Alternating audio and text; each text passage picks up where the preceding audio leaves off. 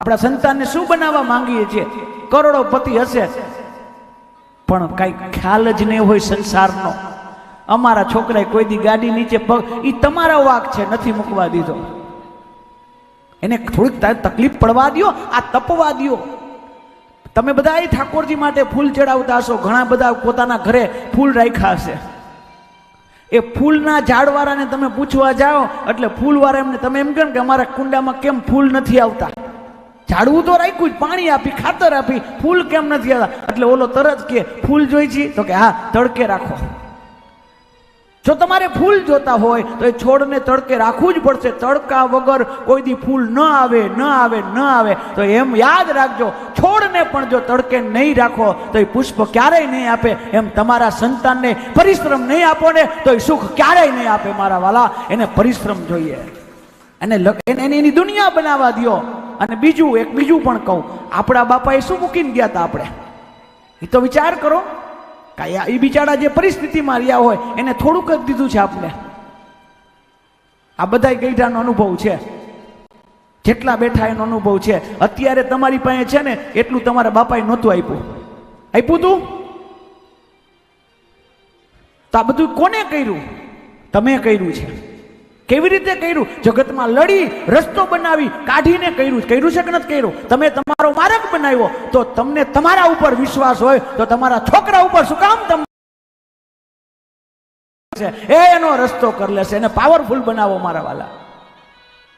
તમારા સંતાનને પાવરફુલ બનાવી. આપણે માઈ કાંગલા ન બનાવાય. ઓના વગર ન ચાલે. મારા દીકરાને એકચ્યુઅલી એસી વગર ન ભાવે. એને રાખો તડકે 2 દી. આ ન ચાલે મારા દીકરાને, ઓલું ખાવાનું ન ચાલે. પછી ઓલી આવશે ને સુધારશે તો ખબર પડશે. કેવાનો ભાવાર છે? હાલશે, ચાલશે ને ફાવશે, આ ભૂમિકા ઉપર તમારા સંતાનને રાખો. એ જે જ્યાં જશે એ સુખી થશે. એનો માર્ગ એને કાઢવા દો. બધું તૈયાર માલે ન દો. આપણે તો શું કાંઈ, આપણે વિદેશોમાંથી ખાલી નકરું અંગ્રેજી જ લઈ આવ્યા, બીજું શીખતા જ નથી વિદેશો પાસેથી. વિદેશમાં એક સરસ મજાનો નિયમ મને ગમે. એ વિદેશનું એ વિચારધારા મને ગમે છે. વિદેશમાં એવો નિયમ કે છોકરો ઉંમર લાયક થાય, 20 અથવા 21 વર્ષનો થાય ને એટલે પછી એક પાર્ટી કરે. એક બહુ મોટા બધા માણસોને બોલાવે અને પાર્ટીનું આયોજન કરે. તો આપણે એમ શની પાર્ટી હશે? પછી હવે છોકરાની જવાબદારી, છોકરાએ કદાચ કરોડપતિ હોય, અબજોપતિ હોય, ડોલરોનો વરસાદ થતો હોય, તોય છોકરાનો ખર્ચ છોકરાએ પોતાને જ કરવાનો છે. બાપા રૂપિયો ન આપે, ઘરે જમવાય ન આપે અને રહેવાય ન આપે.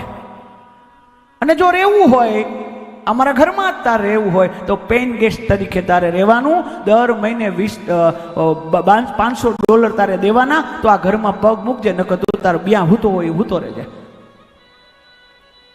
આવું આપણે કેમ ન કરીએ? મેં તો જોયું આપણામાં તો મોટી ઉંમરના છોકરા પબજી રમે. લ્યો, આ એનો ધંધો. અરે ખાટલા, અરે કેવા આપણા ગઈઢાઓ એટલી તાકાતવાળા, અને ઈ ઘરે આવે સોફામાં હું તો પાણી ભરતે ને મમ્મી. તો મમ્મી આવડી ઉંમરની પાણી ભરી દે, ત્યાર તો પીવે રાજકુમાર. આ સંસ્કારોનું સિંચન આપણે ભૂલ શું કરીએ છીએ? આ યાદ રાખજો, વૃદ્ધાશ્રમ હમણાં રાજકોટમાં સુંદર મજાનું વૃદ્ધાશ્રમ બનવાનું છે. એના માટે મોરારી બાપુએ કથા પણ આપી. અને સુંદર મજાનું સદભાવના ચેરિટેબલ ટ્રસ્ટ, એવડું મોટું વૃદ્ધાશ્રમ 60 કરોડના ખર્ચે બનવાનું. વિચાર તો કરો. હવે આમ જો તો ગૌરવની વાત કહેવાય, ને આમ જો તો અફસોસની વાત કહેવાય. ગાંધીજીને પૂછ્યું કે અમારે વૃદ્ધાશ્રમનું ઉદ્ઘાટન કરવાનું છે, તો ગાંધીજીએ ના પાડ્યું કે જેથી વૃદ્ધાશ્રમને તાળા મારવાનો હોય ને તેથી હું પહેલા આવીશ. આ વૃદ્ધાશ્રમમાં જાજો, એના કદાચ કરોડપતિ ના હો, મા બાપ હોય તો ભલે, કોઈ પણ ના હોય, પણ યાદ રાખજો, એને પૂછજો. એ વૃદ્ધાશ્રમમાં એના છોકરાઓ જો મૂકવા આવે ને, હું ગેરંટી દઉં, એને પૂછજો. એ જ મા બાપ અહીંયા આવ્યા હશે, એ મા બાપે ભૂલ કરી હશે. નાની ઉંમરમાં એ લોકો એના છોકરાને મંદિરે લઈ નહોતા ગયા, એટલે જે છોકરા પછી વૃદ્ધાશ્રમમાં મૂકવા આવ્યા. મારા વાલા, એટલે જે છોકરા વૃદ્ધાશ્રમમાં મૂકવા આવ્યા છે.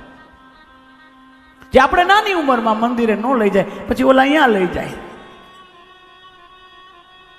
તો આપણે આપણા સંતાનોને પાવરફુલ બનાવીએ, એ તાકાતવાળા બનાવીએ, એની લડાઈ એને કરવા દઈએ, નકર એને બાન જ નહીં થાય કાંઈ.